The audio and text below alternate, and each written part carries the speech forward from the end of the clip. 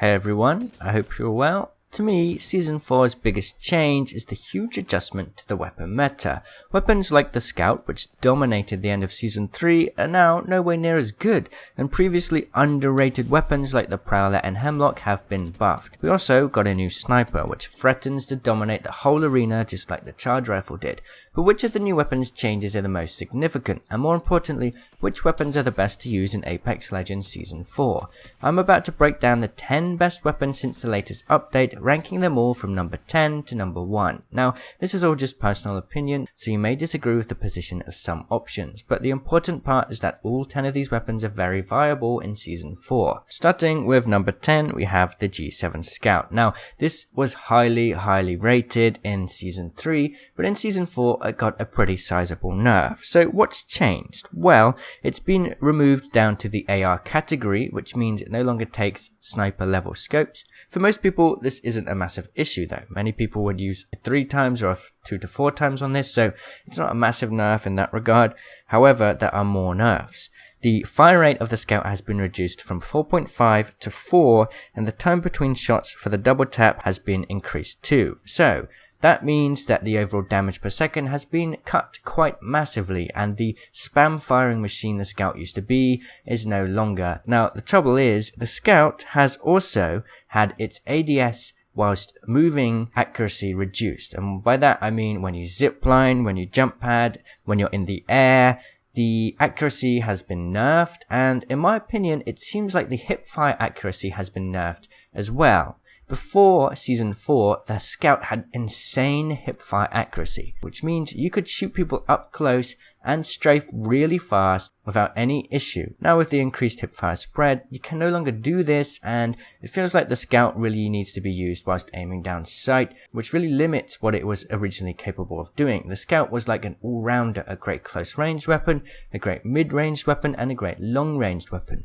Now, the Scout is just a good mid-range weapon to long-range weapon, and even then, that fire rate has been nerfed, so it's not as great as it used to be. And, well, even so, the Scout is pretty decent. It does have a high damage per round, has a lot of ammo in its mag, so yeah, it's strong, but nowhere near as strong as it used to be, and I feel like other weapons have taken its spot now. So, let's move on now to number 9. We have the Sentinel. Now, people may be wondering why I've even put this in the top 10 list. If you've used the Sentinel, you're probably thinking it's kind of a slow fire rate, the long bolt time means it's really hard to actually get long range kills with it, and the charge up where you have to use a battery is kind of pointless, because when you snipe someone from long range, by the time you actually get close enough to kind of engage from that damage you've dealt, they would have healed up already, and you've wasted a shield battery for nothing. But the thing is, that is not where the Sentinel is most powerful. Even though it is a sniper class, the real value of the Sentinel is when you use it up close. I'm talking R301 to R99 engagement distances. The reason for this is because you can charge it up with a shield battery, and then you have an instant shield breaker. No matter what level of shield somebody has, you can instantly take their shields down with one single shot. If you miss, it's just one extra bolt and you can shoot again. It doesn't take too long, and you'll then be close enough to engage and fully wipe them down with whatever other weapon you have in your inventory. It's very strong when you use it like this. In fact, I feel like it's going to be nerfed, because when people start to realize how beneficial it is like this, then, people are going to be using it constantly as a hyper-aggressive weapon. It's quite ironic, because Respawn wanted to improve the sniper meta by introducing the Sentinel Sniper, but somehow what they've done is just created a new tool that helps you to be even more aggressive than before. So expect people to be using this like a shotgun. Now, the thing is, the Sentinel isn't very versatile. It can do this one-shot trick kind of thing where you can wipe someone's shields. Yes, that's very powerful, and I think in a well-organized squad, you're always going to want somebody with a Sentinel, just like you always wanted somebody with a longbow back in Season 2. However, now it's kind of not versatile for a solo player. If you need to back up onto another weapon, it means you've only got one weapon to rely on, because the Sentinel isn't really going to be that great in a pinch. So yeah. Next, at number 8, which may be what is the most surprising addition to this list, the Havoc. Now, the Havoc has been nerfed to the ground now that the turbocharger is gone, and I highly disadvise anybody to actually use it just for the full auto function. However, the Havoc select fire has been buffed, and now the real value of this weapon can be realized. So what has happened is the fire time between shots has gone from 0.77 to 0.56 seconds, which is quite a reduction in time, which means you're going to be pouting out more shots per second. And this is really important because the Havoc select fire mode is hit scan. That means wherever you're aiming, the bullet is going to hit there without any bullet travel time. It's really easy to use. It's similar to the charge rifle in that regard. With a bit of practice, you'll be hitting people across the map in no time. Now, unlike the charge rifle, which got nerfed multiple times, the damage on this thing is pretty reliable. You're always going to be hitting 65 shots as long as you're in a decent range. So yeah, this is a really strong weapon in Season 4, and I highly recommend you to go give it a try. And unlike, say, the Sentinel, which can do 65 health damage from a distance, and sure, it can do up to 100 damage with the shield battery feature, but either way, unlike the Sentinel, the Havoc can be used as a full auto weapon in a pinch too. It's a secondary weapon you can rely on when you need to switch from your primary when you're up close. Yes, it's not perfect, but when you consider it has that sniper rifle function too, it's like a high-class sniper and a medium-class assault rifle, so for sure it's worth using the Havoc select fire in Season 4. Let's move on now to number 7. We have the R301. Now this weapon didn't change at all in Season 4, so you can understand why it's rated highly, because the R301 is a very versatile, reliable weapon. It has a bit of horizontal aim sway, which means when you shoot, sometimes you're going to get some randomness, which means you're going to struggle a little bit to hit longer range shots. That's something where a sniper rifle or the scout is going to be useful, sure, but for the most part, in most engagement distances, the R301's accuracy is so reliable and so easy to use. Pair that with the very decent DPS, the light ammo, and all of the attachments you can stick on it, you have a very powerful weapon with the R301. Now, thanks to some recent buffs in Season 4, I'd say some weapons have outclassed the R301 now, but there's no denying this is one of the most reliable weapons, and if I pick up an R301, I'll always feel happy and like I can engage on any situation. Unless, of course, they have some crazy DPS close-ranged weapons, like, well, we'll talk about those in a second. The Hemlock is at number 6, and the reason I've put this at number 6 is because they have once again buffed the Hemlock. So, in Season 3, they increased the Hemlock damage, but they reduced the fire rate to a point where it kind of felt like nothing really changed in terms of DPS and output damage. But in Season 4, they've increased the single-shot fire rate now, and this thing fires really fast. I predict that the Hemlock is going to replace the role of the Scout in Season 3. It's going to be that long-ranged weapon where you can actually shred people from a reasonable distance and knock people from a distance instead of just dealing a bit of shield damage. The increased fire rate is really strong on the Hemlock, and obviously it still has that Season 3 damage buff too. And another great thing about the Hemlock is it's a very stable weapon. The Hemlock with a good barrel, or even without any barrel to be honest, is really easy to control at long range. You can spam tap fire and it's very solid, very stable. It beats any other assault rifle with single fire, for example like the R301 and Flatline. The stability of the Hemlock is definitely the best out of those three options. Sure, the DPS may not be quite as good as an R301 right up in your face, but the Hemlock is more versatile thanks to that longer range. The R301 used to be versatile at longer ranges, but since that Season 2 nerf to its recoil, the Hemlock is taking its place finally thanks to this latest buff in Season 4. So yes, Hemlock is really, really strong now, and I think that pro players are really going to start to abuse this, and you'll definitely see that very soon. Next, for number 5, we have the Peacekeeper. Yes, this is one of those weapons that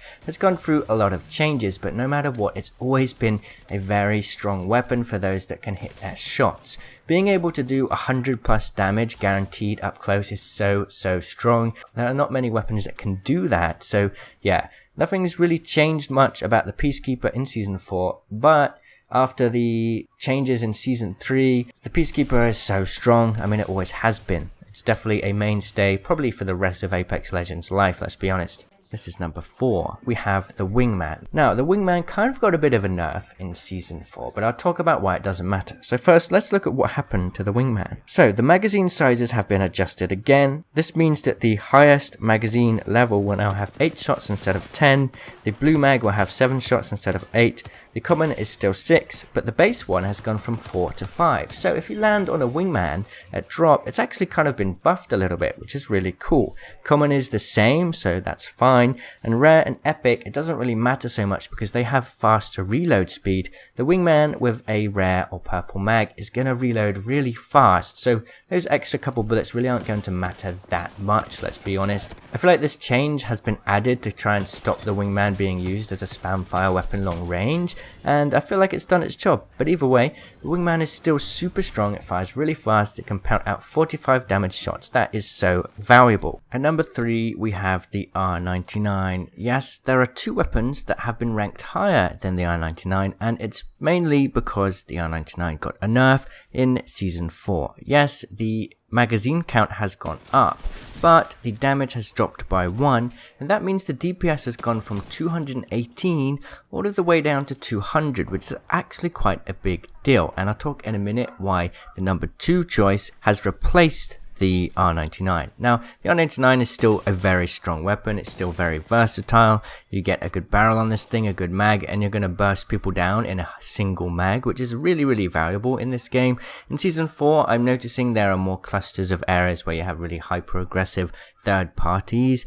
I know that they wanted to stop third parties happening in Season 4, but somehow I feel like the map changes have actually made it worse, especially in Capital City, which is obviously one of the hot drop areas. So yeah, being able to do such a big burst of damage on the R99 is always going to be so valuable. It's still a great weapon, but there are 2 things that have now preceded it, so we'll move on to that now. At number 2 we have the Prowler. The Prowler is a surprising addition to this list, but it got a 1 damage buff in Season 4. 1 damage may not seem like much, but now that the Prowler's added 1 damage and the R99 has lost 1 damage, the DPS is now almost identical to the R99. In fact, in my tests, if you round up to the nearest sub-second, so for example up to 1.5 instead of 1.47, then you have identical DPS for the Prowler full auto and the R99. So that means that why would you use the R99 when you have the Prowler, which can hold more ammo? The recoil is very comparable. The muzzle flash is kind of a little bit less on the Prowler too. So yeah, the Prowler is a prime choice. And the burst fire Prowler actually has a faster DPS than the R99 now, which is absolutely incredible. If you watched my video yesterday, then you'll know exactly about that. I'd highly suggest watching that if you want to see the stats and see it in action. So yeah, the Prowler for the first time ever has actually overtaken the R99 in terms of raw performance. Now, the main reason for this is the magazine size, because DPS, they are basically identical. So yes, keep that in mind. Another thing to realize is because the Prowler does more damage per shot but a slower fire rate, to me it feels like in some cases it works better at longer range because you can shred people. 15 damage per shot is obviously a lot more than just 11. So yeah, that's a great change. Prowler is number 2. And that leaves number 1. We have the Owlstar. Now, why have I added the Owlstar, a weapon that was left in the trash in Season 3, to now be number 1? Well, the reason is quite simple. They've removed the need to reload. So instead of reloading, you'll just fuel ammo from your inventory, and that means you never need to reload. All you have to do is make sure it doesn't overheat, which is actually really easy now that you don't have to worry about reloading. And, well, in this game, having to reload kind of means you need a moment to step behind a rock, get prepared again. So the Owlstar kind of removes that entirely. Yes, you have to wait for it to recharge a little bit if you get near to overheating, but that is much more manageable than trying to reload. So you have what is sort of like this fake infinite ammo weapon, and it does a lot of DPS, okay? It's 184, so it's not quite as high as the R99, but it still bursts super strong. And it's an LMG, which means if you get a headshot, it does 2 times multiplier damage instead of 1.5 times like the R99 and Prowler, which means it only takes 4 headshots for the DPS of the Owlstar to actually overtake both the R99 and the Prowler. And the Owlstar can equip different scopes. You can put it 3 times on this, and that makes it very powerful too. In my opinion, it's not the most versatile long range weapon, but it does work in a pinch, and it beats the 2 other DPS kings at the moment, the Prowler and the R99. So that's it. That is my top 10 list for weapons in Apex Legends Season 4. Do you agree with this list? Do you disagree? Let me know your thoughts. Leave a comment below and I'll see you there. Cheerio! you.